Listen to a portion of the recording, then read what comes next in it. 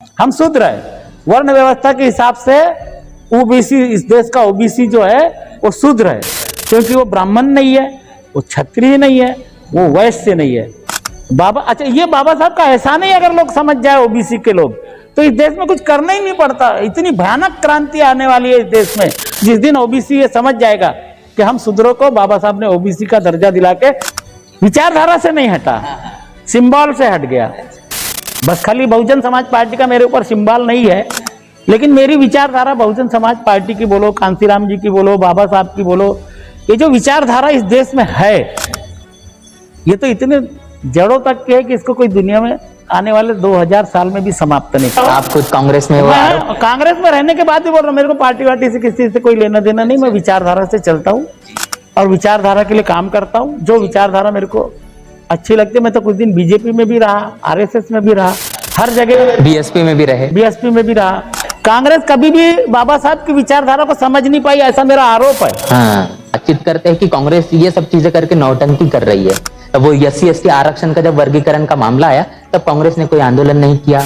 उनके पास बड़ी से, कांग्रेस के पास आंदोलन करने के लिए लोग ही नहीं है ना, आप नहीं समझ रहे हो। और जिस दिन SC/ST OBC माइनॉरिटी जो कांग्रेस से अलग हुए, पूरे देश में अलग नहीं हुए, लेकिन कुछ कुछ राज्यों में अलग हुए, वहां कांग्रेस साफ हो गई। 40 साल 50 साल में लौट के ही नहीं आई। इस बात को अब कांग्रेस ने समझ लिया। यूपी में अभी भी कांग्रेस ने, हाँ, नहीं आती और आने वाले भी समय में आने वाली नहीं है। तो सरकारें कांग्रेस की रही, हाँ, कांग्रेस की भी रही। कांग्रेस के लिए तो राहुल गांधी ने माफी मांगा ना, लेकिन आने वाले, लेकिन नुकसान तो हो गया ओबीसी। नुकसान तो ओबीसी का हो गया। आने वाले समय में फायदा हो जाए, इस दिशा में काम करना चाहिए, ऐसी सोच का मैं व्यक्ति हूँ। जितनी हिस्सेदारी, जिसकी भागीदारी, जिसकी जितनी संख्या भारी, ये वाले हिसाब से काम करना चाहिए। और ये मैंने कांसीराम जी से और बहन मायावती जी से और बहुजन समाज पार्टी से सीखा हूँ। ये बोलने में मेरे को कोई गुरेज नहीं है। इनकी एक बी टीम है ओबीसी की, वो भी माहौल खड़ा करती है कि हम ओबीसी का आरक्षण नहीं लेने देंगे, ओबीसी का आरक्षण नहीं लेने। अरे ये बोलो कि इस देश में जो भी आरक्षण का हकदार है, सबको आरक्षण मिलना चाहिए। महाराष्ट्र में जो मराठा आरक्षण का मसला चल रहा है, इस पर क्या कहना चाहेंगे? मेरा कहना ये तो नौटंकी है। देवेंद्र फडणवीस है, ये सब आरएसएस के लोग हैं। बीजेपी तो दलितों की, ओबीसी की, पिछड़ा की ओरिजिनल दुश्मन है। बाबा साहब को ये कांग्रेस के लोग या बीजेपी के लोग जो बोलते हैं भारत रत्न की बात, तो बाबा साहब को भारत रत्न विश्वनाथ प्रताप सिंह ने दिया, इनने थोड़ी दिए। बहुजन समाज पार्टी और ओबीसी हिंदू 2006 में, उस समय मैं बीएसपी में था। 2009 में फिर मैं लोकसभा का चुनाव भी लड़ा, बीएसपी से 80-82 हजार वोट भी लिया। मैंने अपनी माँ के प्रति, समझ लो मैं माँ रमाई को अपनी माँ मानता हूँ, बाबा साहब को अपना पिता मानता हूँ। पूरे देश में और खास तौर पर अगर महाराष्ट्र की बात करेंगे, तो महाराष्ट्र में इस वक्त मराठा आरक्षण का मुद्दा सबसे ज्यादा तुल पकड़ा हुआ है। और इसी के साथ साथ ओबीसी तबके से आने वाले तमाम लोग रोडों रस्तों पर आने के लिए कहने की मजबूर नजर आ रहे हैं। इसके पीछे की वजह क्या है? खास तौर पर आपने ये भी देखा कि पूरे भारत के साथ साथ पूरे विश्व में महाबोधि महाविहार, जो कि बौद्धों की विरासत बौद्धों को सौंपा जाए, ये आंदोलन तकरीबन 200 दिनों से जारी है। अनेकों मुद्दे देश के अंदर चल रहे हैं, उन पर चर्चा बातचीत आज हम करेंगे। और इस पूरी चर्चा बातचीत को करने के लिए आज हमारे इस खास बातचीत में मौजूद है एडवोकेट वीरेंद्र जायसवाल जी। सर, बहुत बहुत स्वागत है हमारी चर्चा में। और आज के इस पूरे चर्चा में हम बहुत सारी चीज़ें आपसे जानने समझने वाले हैं। सबसे पहले यही चीज़ है कि आपका जो सफ़र शुरू हुआ, एक बतौर पत्रकार के तौर पर, एक वकील के तौर पर, लेखक के तौर पर, और अब और तमाम चीज़ें आपके साथ जुड़ी हुई है। तो सबसे पहले आपकी वो शुरुआती दौर जो आपका एजुकेशन का, आपके पढ़ाई लिखाई का दौर रहा, उसके बारे में थोड़ा बताइए कि कहाँ से आपने एजुकेशन अपना पूरा किया, किस तरीके से आपकी पढ़ाई रही? 1980 में मैंने LLB करने के बाद गोंदिया से ही NMD कॉलेज से ही किया। उसके बाद 1984 में मैंने अपने जीवन का पहला लोकसभा चुनाव लड़ा। अच्छा। जिस समय इस देश में इंदिरा जी की हत्या हुई थी और उसके बाद चुनाव हुए पूरे देश में, भाजपा को 2 सीटें मिली। मैं उस समय राष्ट्रीय संजय मंच में था। माननीय श्रीमती मेनका गांधी मेरे प्रचार के लिए आई थी। 27 साल की उम्र में मैंने अपने राजनीतिक जीवन की जो शुरुआत की वो सीधे लोकसभा चुनाव से की। अच्छा। उसके पहले मैं 1980 में नागपुर यूनिवर्सिटी, जिस समय नागपुर यूनिवर्सिटी और अमरावती यूनिवर्सिटी एक होती थी, करीब 700 से 800 युवा रहते थे यूनिवर्सिटी रिप्रेजेंटेटिव, उसका चुनाव लड़ा 1980 में। चुनाव मैं जीत गया 8 वोट से, जुलूस निकल गया सीताबर्डी तक।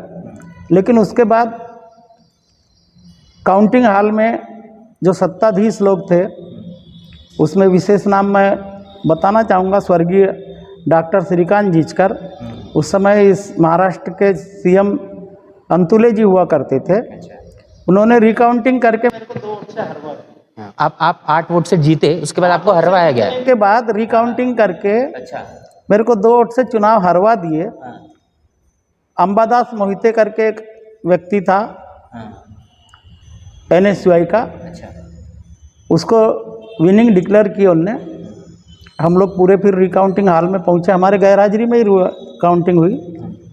हमने पूरी तोड़फोड़ किए वहाँ पे, करीब 150 लड़के हम लोग सोनेगांव हवाई अड्डे पे, पुलिस ने हमको डिटेंट किया, रात भर रखा, दूसरे दिन छोड़ा। तो सत्ता का दुरुपयोग मैं अपनी ज़िंदगी में उस समय से देखते आ रहा हूँ। जो जीवन की पहली मेरी संघर्ष की शुरुआत थी, यदि 1980 में मैं नागपुर यूनिवर्सिटी का यदि चेयरमैन बन जाता तो आज शायद मेरी ज़िंदगी की जो चाल थी वो अलग रहती। अच्छा, ऐसा क्यों लगता है आपको कि 1980 में वो जो हराया गया उसका कहीं ना कहीं मलाल अभी तक? नहीं, मलाल कुछ नहीं है, मलाल नहीं है। धोखाधड़ी जो राजनीति में होती है और सत्ता का जो दुरुपयोग होता है, उसका मैं आपको उदाहरण बता रहा हूँ कि 1980 में मैं 25 साल की उम्र में, समझ लो नागपुर यूनिवर्सिटी जिस समय चुनाव लड़ा, उस समय एक मैं ABVP से चुनाव लड़ा था। गंगाधर राव फडणवीस, नितिन गडकरी, दत्ता मेघे, ये लोग सब मेरे साथ थे। विशेष रूप से अपने 2-4 मित्रों का मैं उल्लेख करना चाहता हूँ कि बाबा बनकर, खेमचंद परमार, ये सब आपके साथ ही थे, जो आपके साथ हमेशा आपके साथ रहते हैं। सब पूरे नागपुर में एक अच्छा जलजला था मेरे नाम का, छात्र नेता करके। उसके बाद फिर संघर्ष हुआ, कुछ उसका परिणाम निकला नहीं, क्योंकि सत्ता की साजिश थी मेरे खिलाफ। चलो जो भी हुआ, उसके बाद में मैं 1983 में मैंने राष्ट्रीय संजय मंच ज्वाइन किया मेनका जी के साथ। 1984 में लोकसभा का चुनाव लड़ा। उसके पहले 1983 में मैंने गोंदिया में रेल रोको आंदोलन किया गीतांजलि एक्सप्रेस के लिए, स्टॉपेज मिलना चाहिए करके। उसमें भी 15 दिन नागपुर जेल में रहा मैं। अच्छा, मतलब गीतांजलि का जो स्टॉप मिल रहा है, गोंदिया जिले में जो स्टॉपेज है, अच्छा, गीतांजलि जो एक्सप्रेस ट्रेन रुकती है, उसकी शुरुआत के दिन ही हमने स्ट्राइक किए, रेल रोको आंदोलन किए, और पुलिस ने हमको रेलवे स्टेशन से अरेस्ट किया 15 लोगों को। हम लोग नागपुर सेंट्रल जेल में थे 15 दिन। उसके बाद में फिर छूटे। वो केस कई सालों तक चला। लेकिन आज जो गोंदिया में गीतांजलि एक्सप्रेस का स्टॉपेज है, वो उस आंदोलन का परिणाम है। 84 में लोकसभा का चुनाव लड़ा, मात्र 7000 वोट मिले, लेकिन हिम्मत नहीं हारा। क्या है, एक दुनिया में ऐसा प्रचार है, भारत में ऐसा प्रचार है बाबा साहब के बारे में, जैसा लोग बताते हैं, अच्छा, कि बाबा साहब ने हमको वोट का अधिकार दिलवाया। लेकिन जो लोग ये प्रचार करते वो ये लोग नहीं बताते कि हमको बाबा साहब ने सिर्फ वोट का अधिकार दिलाया, लेकिन उसके पीछे ये अधिकार भी शामिल था कि हम चुनाव भी लड़ सकते हैं। इसका प्रचार न कल हुआ, न इन 50-55 सालों में हुआ। मैंने 5 लोकसभा 5 विधानसभा लड़ा अपने जीवन में। 10 चुनाव लड़ चुके हैं। हाँ। एक भी चुनाव मैं जीत नहीं पाया, लेकिन मुझे उस बात का कोई गम नहीं है और रंज भी नहीं है। मैंने इस 10 चुनाव के माध्यम से जो जन जागृति किया पूरे भंडारा गोंदिया लोकसभा क्षेत्र में, गोंदिया विधानसभा में, मैं उससे खुश हूँ कि मैं लोगों को उनके अधिकार और हक बताने में सफल रहा। कि आपको चाहे आप कितना, जैसा मैं OBC का व्यक्ति हूँ, OBC का उस समय कोई ज़्यादा विशेष वो नहीं था उस ज़माने में 80-84 में।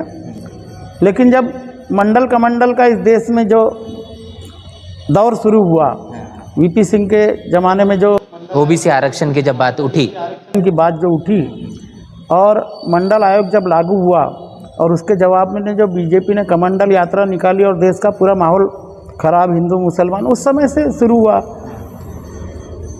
फिर मैंने 1989 में भी लोकसभा का चुनाव लड़ा माननीय प्रकाश आंबेडकर जी के टिकट से, रिपब्लिकन पार्टी ऑफ इंडिया से। मैं शुरू से ही, बचपन से ही, कॉलेज लाइफ से ही आंबेडकरी विचारधारा से प्रेरित रहा। मैंने बाबा साहब आंबेडकर के जीवन पर कम से कम 4 किताबें लिखी है। इसमें यहाँ पर एक थोड़ा सा मैं आपको रोकना चाहूँगा कि पहले एक चीज़ आपसे जुड़ी हुई है जो आपके परिचय में भी हमने शुरुआत में रखी, बतौर पत्रकार भी आपने जीवन शुरू किया, तो उसकी शुरुआत कब हुई थी? गोंदिया में जो गोंदिया एजुकेशन सोसाइटी है, उसका जो कॉलेज है, उस कॉलेज में छात्रों के साथ अत्याचार होते थे, उनके कोई सुनने वाला नहीं था। तो वहाँ एक प्राचार्य हुआ करते थे BL मिश्रा, वो दिवंगत हुए, लेकिन उनके राज में हमने छात्रों को न्याय दिलाने के लिए एक संघर्ष शुरू किया। तो उस समय हमको ज़रूरत लगी कि हमारी बात कोई, इतने बड़े धन्ना सेठों के खिलाफ हमारी बात कोई बोलने वाला नहीं है। तो इसलिए हमने उस समय एक अखबार के माध्यम से, क्योंकि डॉक्टर बाबा साहब का हमने जीवन परिचय पढ़े, बाबा साहब ने अपने पूरे जीवन में 5 अखबार निकाले, 5 समय समय पे चले, बंद हो गए। लेकिन आज़ादी के पहले भी इस देश में अगर कोई आवाज़ बुलंद होती थी और जनता तक जाती थी, राष्ट्र तक जाती थी, तो वो सिर्फ अखबार की आवाज़ थी उस ज़माने। तो वहाँ से प्रेरणा लेकर के मैंने 1979 में एक अखबार की शुरुआत की, दैनिक कशिश के नाम से। पिछले 45 सालों में भी आज वो अखबार कंटिन्यू शुरू है, दैनिक से ही शुरू हुआ और दैनिक से ही शुरू है। तो उस कॉलेज के मैनेजमेंट के खिलाफ मैंने वो अखबार शुरू किया, लेकिन उसके बाद में वो राष्ट्र सेवा बन गई। 84 में मैं वकालत पास करने के बाद में 2 साल प्रैक्टिस भी किया, 85-86, लेकिन जुडिशरी का सिस्टम मेरे को अच्छा नहीं लगा। क्यों क्या दिक्कत हो गई? जुडिशरी तो न्यायपालिका तो सब लोकतंत्र का पिलर है। पिलर है। मैं 85-86 में मैंने 2 साल प्रैक्टिस भी किया, लेकिन जब मैंने तुलना किया कि भाई अखबार और वकालत, इन दोनों में से किसको प्राधान्य देना चाहिए, क्योंकि उस समय की वकालत भी ऐसी थी कि 24 घंटे देना पड़ता था और अखबार भी उस ज़माने में ऐसे थे कि उसको भी 24 घंटे देना पड़ता था। तो दोनों के साथ न्याय नहीं हो सकता था। दोनों को समय नहीं दिया जा सकता है। मैं एक साथ 2 नाव पे सवारी नहीं हो सकती थी कि अखबार भी चलाओ, वकालत भी करो। आज हो सकता है, क्योंकि आज टेक्नोलॉजी इतनी डेवलप हो गई कि आज अपन दोनों काम एक साथ कर सकते, लेकिन उस समय पॉसिबल नहीं था। तो मैंने अखबार चुना, क्योंकि वकालत में क्या है, 5-50-100 लोगों के साथ में ही संबंध रह सकते थे, लेकिन अखबार जो है ये समाज की ज़रूरत थी, शहर की ज़रूरत थी, नगर की ज़रूरत थी, ज़िले की ज़रूरत थी। और उसके माध्यम से अपन एक लोगों को भ्रष्टाचार और अन्याय के खिलाफ एक बुलंद आवाज़ करके दैनिक कशिश की पहचान बनाने में हम सफल रहे। मैंने वकालत छोड़ करके और अखबार को चुना, पत्रकारिता को चुना। उस दिन का दिन है और आज का दिन है। अखबार के प्रति मेरा पूरा समर्पण है। जहाँ तक 45 साल हो चुके आपने बताया, से आज भी कंटिन्यू शुरू है, कभी ब्रेक हुआ नहीं। बतौर लेखक के तौर पर आपने जो चीज़ें शुरू की, आपने बताया कि आपने अपने जीवन में ABVP से भी चुनाव लड़ा है। तो ABVP से चुनाव लड़ा, वो तमाम विचारधारा का भी प्रभाव, उसके बावजूद बाबा साहब पर किताबें, इसके पीछे की क्या वजह है? ये कैसा प्रभाव आया आपके जीवन में? ABVP से जो चुनाव लड़ा, उस समय मेरी ताकत अलग थी। मैं बचपन से ही आम्बेडकरवादी हूँ, कॉलेज लाइफ से। उस समय टिकट जो मिली मेरे को, मेरी ताकत देख करके और मेरा ग्रुप देख करके, इसलिए तो चुनाव जीता ना मैं। और बाद में रिकाउंटिंग में हार गया। मैंने उसका हिसाब जो है 1999 में जो डॉक्टर श्रीकांत जिचकर स्वर्गीय ने मेरे को जो रिकाउंटिंग करके हरवाया था, वो गोंदिया भंडारा लोकसभा चुनाव लड़ने आया था। उस समय भंडारा और गोंदिया लोकसभा और विधानसभा के चुनाव एक साथ हुए थे। तो मैंने क्या किया कि लोकसभा न लड़ते हुए विधानसभा चुनाव लड़ा। विधानसभा में मैंने करीब 18,000 वोट लिया और मेरा वोट ट्रांसफरेबल था।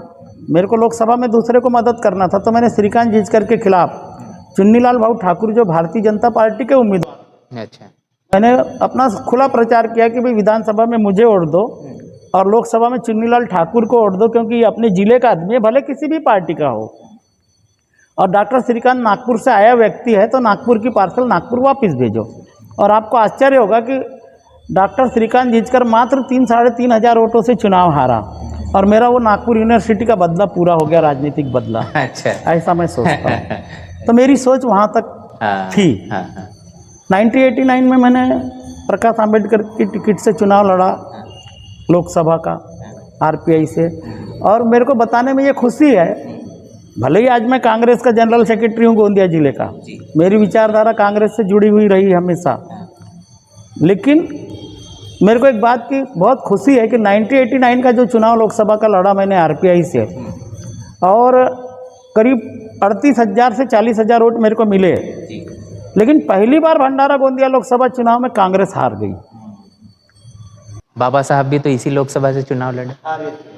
तो उसके बाद में मेरे सब समझ में आया, तो मैंने वो फिर लिखा वो किताब 1954 वाली। हाँ, ट्रूथ ऑफ 1954। उस समय लोगों को जब प्रचार में मैं जाता था तो लोग बोलते थे कि डॉक्टर बाबा साहब आम्बेडकर को यहाँ के दलितों ने चुनाव हरवाए। हाँ, ये बार बार आरोप लगता है। ये हम जब दिल्ली में भी होते हैं तो वहां पर भी लोग हमको यही कहते हैं कि ये ताना मारते थे यहाँ के दलितों को, आम्बेडकर वादियों को, कि जो बाबा साहब के नहीं हुए वो हमारे तुम्हारे क्या होंगे। ये पूरे मैंने लोकसभा चुनाव, तो मैंने 2005 में ये किताब लिखा है, ट्रूथ ऑफ 1954। और उस किताब में मैंने ये लिखा कि भंडारा लोकसभा उपचुनाव में बाबा साहब को यहाँ के दलितों ने चुनाव नहीं हरवाए, यहाँ के जो उस समय के प्रजा समाजवादी पार्टी उन लोगों ने चुनाव हराए। कांग्रेस का उम्मीदवार तो था, वो तो चुनाव में तो उम्मीदवार तो रहेगा, लेकिन अशोक मेहता जो जोड़ी में थे बाबा साहब के, बाबा साहब को जितने वोट मिले उससे 18,000 वोट ज़्यादा अशोक मेहता को मिले। बाबा साहब को 18,000 वोट कम मिलने के बावजूद बाबा साहब सिर्फ 8,000 वोट से चुनाव हारे। दलितों ने पूरे वोट अपने बाबा साहब को भी दिए, अशोक मेहता जी को भी दिए, क्योंकि उस समय 2 वोट डालने का अधिकार था, एक रिजर्वेशन में और एक ओपन में। लेकिन अशोक मेहता के जो लोग थे, मनवादी लोग, उन्होंने बाबा साहब को वोट नहीं दिए। अगर अशोक मेहता और बाबा साहब दोनों को बराबर के वोट अगर मिलते तो बाबा साहब उस समय 10,000 वोट से चुनाव जीतते। तो वो परिस्थिति के कारण मैंने चुनाव लिखा, और उसके बाद मेरे को खुशी है कि उस किताब के आने के बाद भंडारा गोंदिया जिले के दलितों में, आम्बेडकर वादियों में बड़ी खुशी की लहर थी, और लोगों ने एक्सेप्ट किए कि सही में जो इतने सालों से जो एक दाग लगा हुआ था वो वीरेंद्र जायसवाल की किताब ने धो दिया। अब लोग नहीं बोलते, अब लोग चर्चा भी नहीं करते, क्योंकि उस पूरी किताब में मैंने पूरा वो रहस्य खोल दिया। चलिए, ये एक किताब है जो आपका अनुभव रहा, लेकिन अनुभव के हिसाब से लेकिन माता रमाई पर किताब लिखना ये तो एक बड़ा भावनात्मक पल है, और एक भावनात्मक पूरी की पूरी कहानी, पूरा जीवन संघर्ष है। माँ का जो रोल, माँ होता है ममतामयी माँ का एक जीवन के अंदर जो रोल होता है वो बहुत महत्वपूर्ण होता है। बाबा साहब का जो त्याग है वो पूरी दुनिया जानती है, लेकिन माँ रमा का जो त्याग है, 4 बच्चों को अपने जीवन काल में खो देना, दवाई के अभाव में, पैसे के अभाव में, और पूरा विश्व जिस समय बाबा साहब आम्बेडकर को अपना दलित जो वर्ग विशेषकर है वो मान चुका था, उस माहौल में माँ ने जो घर में रह कर के जो तपस्या की, उस तपस्या का विवरण मैं समाज के बीच में लाना चाहता था। मैंने अपनी माँ के प्रति, समझ लो मैं माँ रमाई को अपनी माँ मानता हूँ, बाबा साहब को अपना पिता मानता हूँ, पिता तुल्य मानता हूँ, और वो मेरे जीवन के लिए सब कुछ है मेरे जीवन में। तो मैंने माँ रमा के ऊपर जो किताब लिखा वो सिर्फ माँ का एक जो ऐसा अनछुपा जो वात्सल्य है, ममता है, वो लोगों के बीच में, आम्बेडकर वादियों के बीच में पहुंचना चाहिए। कई मेरे को फ़ोन आए उस किताब को पढ़ने के बाद। मैं और एक बात और बताता हूँ कि मैंने जीवन में जितनी भी किताबें छापा, मैंने उनको बेचा नहीं, मैंने उसका निःशुल्क वितरण किया। मैंने माँ रमाई की भी करीब 1 लाख किताबें छापा, उसका निःशुल्क वितरण किया। ट्रूथ ऑफ 1954 की भी 1 लाख किताबें छापा, उसका भी निःशुल्क वितरण किया। मैंने एक और किताब लिखा था उस समय, बहुजन समाज पार्टी और ओबीसी हिंदू, 2006 में। उस समय मैं बीएसपी में था। 2009 में फिर मैं लोकसभा का चुनाव भी लड़ा, बीएसपी से 80-82 हज़ार वोट भी लिया। उस समय मैंने एक किताब लिखा था, बहुजन समाज पार्टी और ओबीसी हिंदू। ओबीसी के अंदर में आज जो 90% लोग हैं, समझे क्या, वो पूरे हिंदू है, लेकिन हिंदू भी अपनी जो वास्तविक स्थिति है उसको समझ नहीं पाए, और इसलिए आज पूरे देश में ओबीसी के ऊपर भले ही लोग राजनीति करते हैं, उसका फायदा लेते हैं, लेकिन उनको सामाजिक न्याय नहीं दे पाते। बाबा साहब को ये कांग्रेस के लोग या बीजेपी के लोग जो बोलते हैं भारत रत्न की बात, तो बाबा साहब को भारत रत्न विश्वनाथ प्रताप सिंह ने दिया, इनने थोड़ी दिए, वीपी सिंह के जरिए वीपी सिंह के जरिए दिया गया। और बीजेपी तो दलितों की, ओबीसी की, पिछड़ा की ओरिजिनल दुश्मन है। उस समय वीपी सिंह से भी जो है मंडल कमंडल के कारण जो समर्थन वापस लिया बीजेपी ने, वो इसीलिए लिया कि वो चाहती नहीं थी कि इस देश में ओबीसी को न्याय मिले। 27% आरक्षण होने के बाद भी आज जिस लाइन पे मैं एक बात की तारीफ करना चाहता हूँ, इस देश में जनगणना की आवाज़ उठाई और ओबीसी का और जो आरक्षण का जो 50% का जो दीवार है वो तोड़ने की बात अगर इस देश में कोई कर रहा है पूरी ताकत से, तो वो राहुल गांधी है। और राहुल गांधी जिस ताकत से आज, और उन्होंने खुला माफ़ी भी मांगे मंच से कि भाई ओबीसी के साथ हम वो न्याय नहीं कर पाए जो हमको करना चाहिए था। SC ST के भी बारे में उन्होंने हमेशा बोला, और जातिवादी जनगणना के बारे में जो उन्होंने जो पिक्चर रखी है वो वास्तव में बहुत अच्छा है, और वो आगे चल के उसका रिजल्ट इस देश को मिलने वाला है। महाराष्ट्र में जो मराठा आरक्षण का मसला चल रहा है, इस पर क्या कहना चाहेंगे? मेरा कहना ये तो नौटंकी है। देवेंद्र फडणवीस है, ये सब RSS के लोग हैं, जरांगे पाटिल है या जो तायवाड़े है, ये सब मिलीजुली सर्कस है। क्या है जो वास्तविक स्थिति है, जैसा महाराष्ट्र में इतने बड़े बड़े मुद्दे हैं, जैसा अदानी को पूरी बम्बई बेच दिए, करोड़ों के इंफ्रास्ट्रक्चर में करोड़ों का भ्रष्टाचार है, आम आदमी को न्याय नहीं मिल पा रहा है, ये जितने मुद्दे हैं इनको सबको अलग हटाने के लिए बीच बीच में ये मराठा आरक्षण या आरक्षण ओबीसी आंदोलन इस टाइप की हरकतें ये करते रहते हैं। मेरा उसमें कोई विशेष इंटरेस्ट भी नहीं है, क्योंकि मैं ये जान रहा हूँ कि ये पूरी नौटंकी चल रही महाराष्ट्र के अंदर, राजनीतिक नौटंकी है। जिसकी सरकार रहती है वही, एकनाथ शिंदे ने तो कितना बड़ा माहौल खड़ा किया था जरांगे का, क्या हुआ? कुछ भी नहीं। अभी ये जाते हैं, माहौल करते हैं, वापस आ जाते हैं। फिर इनकी एक बी टीम है ओबीसी की, वो भी माहौल खड़ा करती है कि हम ओबीसी का आरक्षण नहीं लेने देंगे, ओबीसी का आरक्षण नहीं लेने। अरे ये बोलो कि इस देश में जो भी आरक्षण का हकदार है सबको आरक्षण मिलना चाहिए, और राहुल गांधी के विचारों के हिसाब से 50% का जो स्लेब है इसका आरक्षण का, उसको तोड़ देना चाहिए। और जिसकी जिसकी जितनी हिस्सेदारी, जिसकी भागीदारी, जिसकी जितनी संख्या भारी, ये वाले हिसाब से काम करना चाहिए। और ये मैंने कांसीराम जी से और बहन मायावती जी से और बहुजन समाज पार्टी से सीखा हूँ। ये बोलने में मेरे को कोई गुरेज नहीं है। इतिहास के पन्नों को जब पलटेंगे तो आज जो मराठा आरक्षण की बात हो या फिर ओबीसी आरक्षण की, ये अगर इतिहास में ही सही कर दिया हो गया होता, मंडल आयोग लागू कर दिया गया, काकल का लेकर आया, ये सभी चीजें हुई होती, बात यहाँ तक के नहीं पहुंचती। ऐसा नहीं पहुंचती। नहीं, इसका कारण सिर्फ मैंने बताया ना, उसके पीछे राजनीति है। तो सरकारें कांग्रेस की रही, हाँ कांग्रेस की भी रही। कांग्रेस के लिए तो राहुल गांधी ने माफी मांगा ना, लेकिन आने वाले लेकिन नुकसान तो हो गया ओबीसी। नुकसान तो ओबीसी का हो गया। आने वाले समय में फायदा हो जाए इस दिशा में काम करना चाहिए, ऐसी सोच का मैं व्यक्ति हूँ। जो हो गया उसको लकीर पीटने से कुछ नहीं होगा। नहीं तो एक जमाने में इस देश में कांग्रेस जो थी वो SC ST ओबीसी माइनॉरिटी के भरोसे पे ही राज की उसने 60 साल। और जिस दिन SC ST ओबीसी माइनॉरिटी जो कांग्रेस से अलग हुए, पूरे देश में अलग नहीं हुए लेकिन कुछ कुछ राज्यों में अलग हुए, वहाँ कांग्रेस साफ हो गई। 40 साल 50 साल में लौट के ही नहीं आई। इस बात को अब कांग्रेस ने समझ लिया। यूपी में अभी भी कांग्रेस ने हाँ नहीं आती, और आने वाले भी समय में आने वाली नहीं है। ऐसा क्यों लगता है? क्योंकि जुड़ने वाले नहीं ना लोग। आज भले जोड़ने की कोशिश तो जो बात कर रही है वो जैसे आपने बताया कि बसपा के तमाम जो मुद्दे हैं, आरक्षण का हो, हर चीज उन्होंने ले लिए। हाँ, तो उसके बावजूद भी यूपी में नहीं आ सकती। समय लगता है ना, कोई भी चीज एक दिन में थोड़ी परिवर्तित होती है। लोगों का विश्वास जीतने के लिए बहुत लंबा समय लगता है, एक दिन में नहीं जीत सकते। हाँ लेकिन उसके रुझान आने लग गए कि भी लोग समझने लग गए कि अब ये सही लाइन पे जा रहे हैं। इनकी जो लाइन गलत हो गई थी कांग्रेस की, अब वो सही लाइन पे जा रहे हैं। मतलब पहले जो गांधीवादी विचारधारा थी, क्या वो गलत थी? नहीं, विचारधारा कोई गलत नहीं होती। आप किस विचारधारा की उपेक्षा कर रहे हो, ये गलत होता है।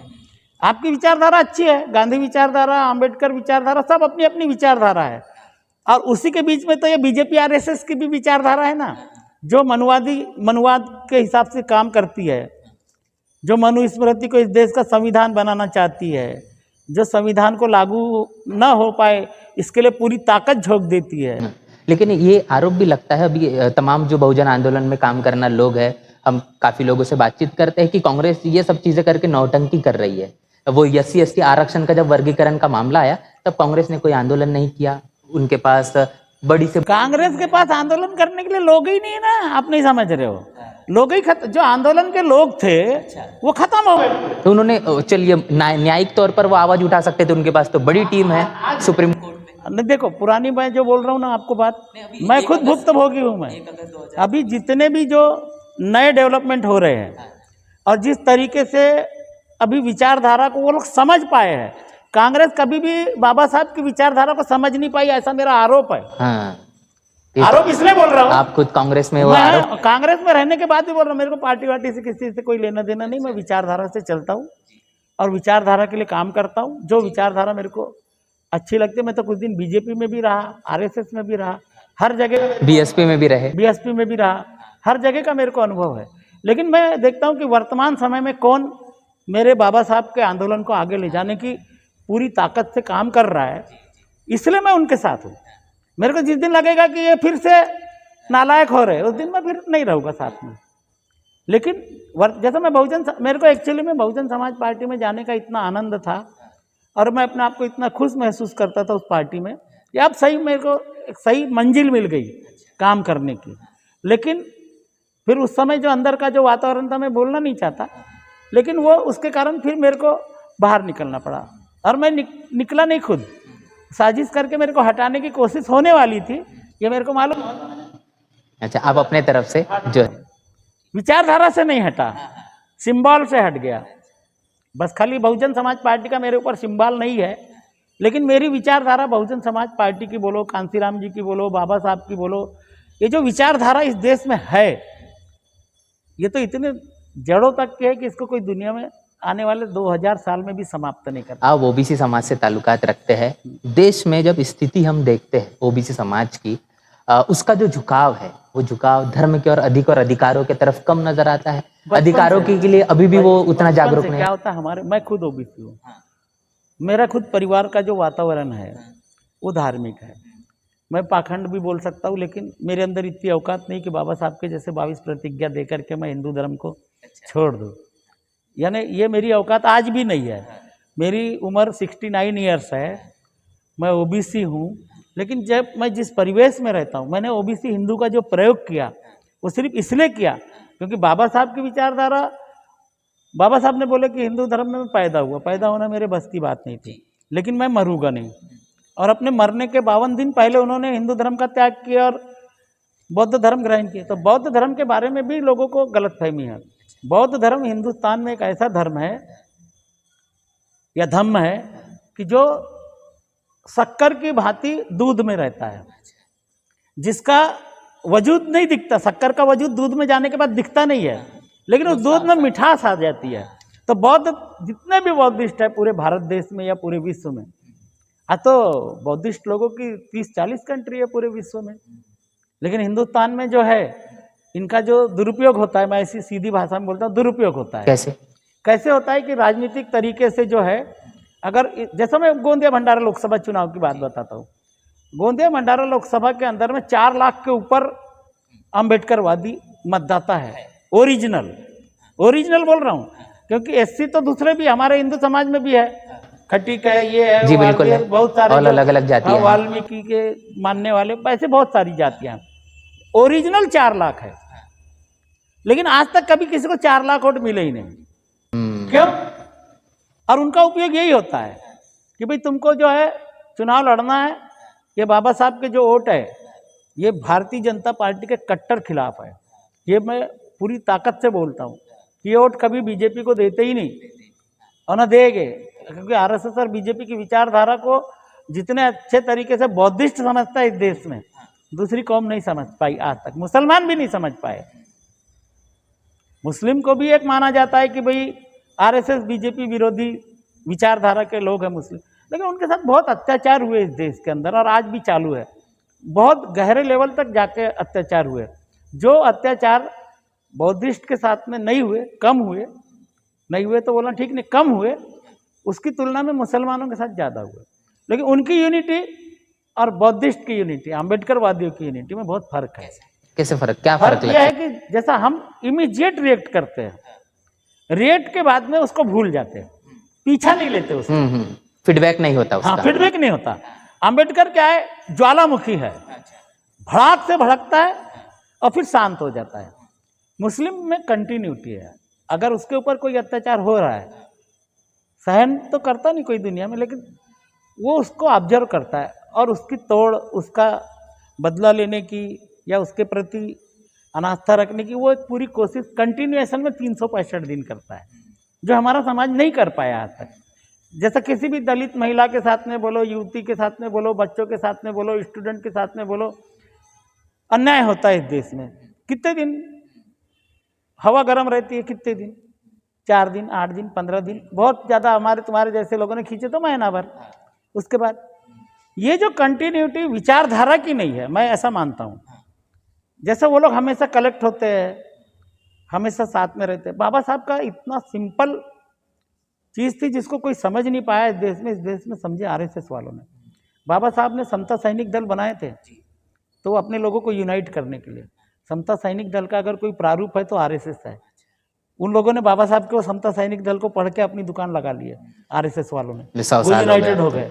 हाँ सुनो ना, जैसा बाबा साहब ने रिपब्लिकन पार्टी ऑफ इंडिया बनाए हमारे लिए ही किए उनने।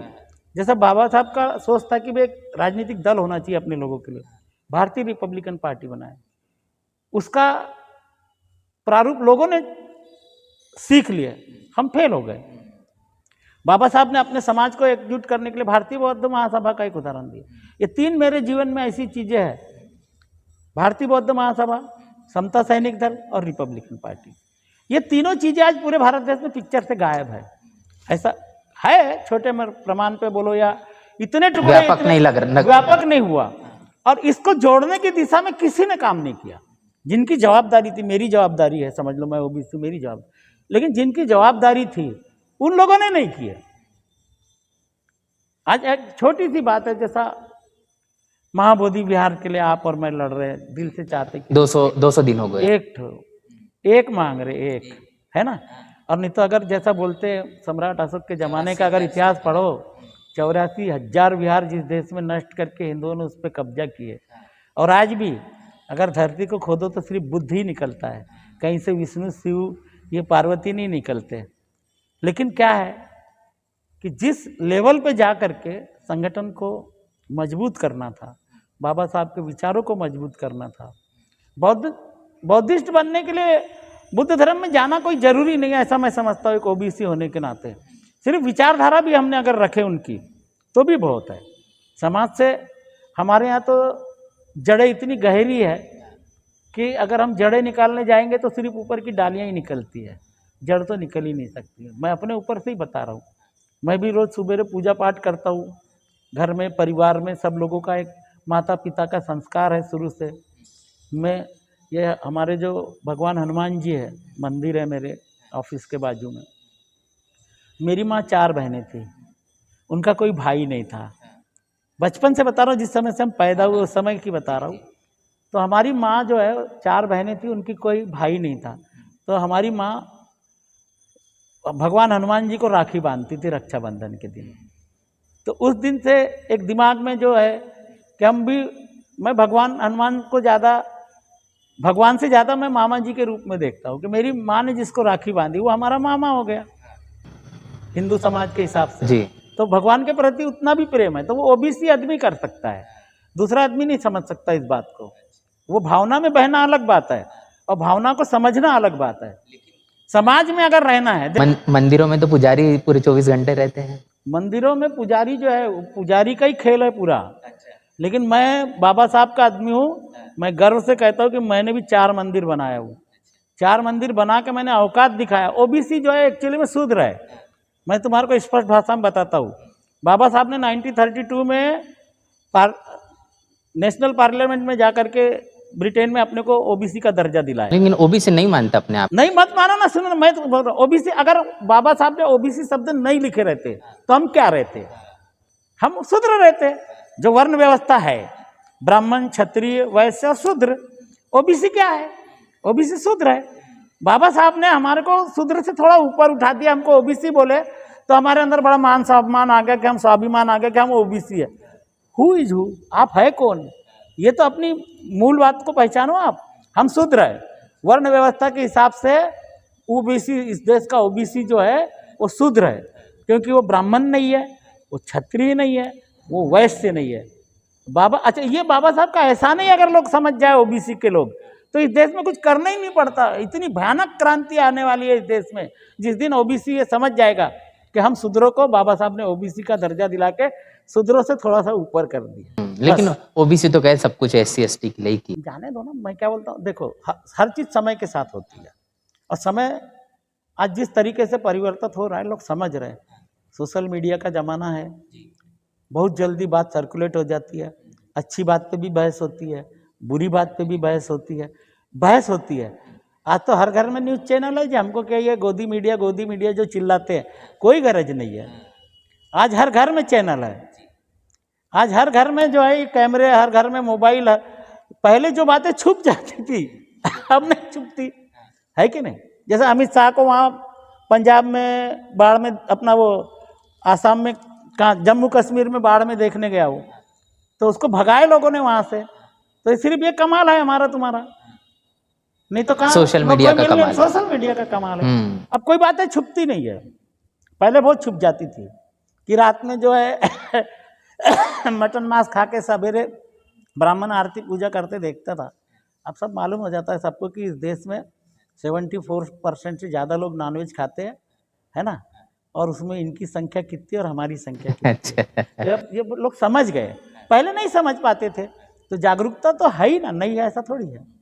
ये जो महाबोधि महाविहार का जो मसला चल रहा है, क्या जरूरत पड़ी कि इसको 200 दिन तक के अभी ये लड़ाई शुरू है? और ऐसा कहा जाता है कि ये कम से कम 100-150 सालों से पूरा आंदोलन शुरू है, क्यों नहीं दे पा रहे? सिर्फ आपने कहा कि एक ही तो है, तो एक भी नहीं दे रहे, एक ही बचा 84,000। पूरे देश के बौद्धिस्ट लोगों ने या उनके प्रतिनिधियों ने एक क्रांतिकारी घोषणा करना चाहिए कि जो व्यक्ति, क्योंकि देखो सत्ता के बगैर कुछ नहीं होता।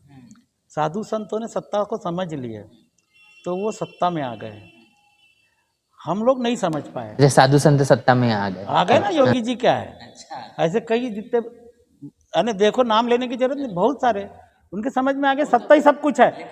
और बाबा साहब ने तो उस जमाने में लिखे थे कि जाओ बहुजन अपने घर पे लिख दो कि हमको इस देश की शासक जमात बनना है। लेकिन कथा में तो यही लोग कहते हैं कि मोह माया से दूर रहिए। आप नहीं समझे तो 20 लाख रुपए भी तो लेते हैं।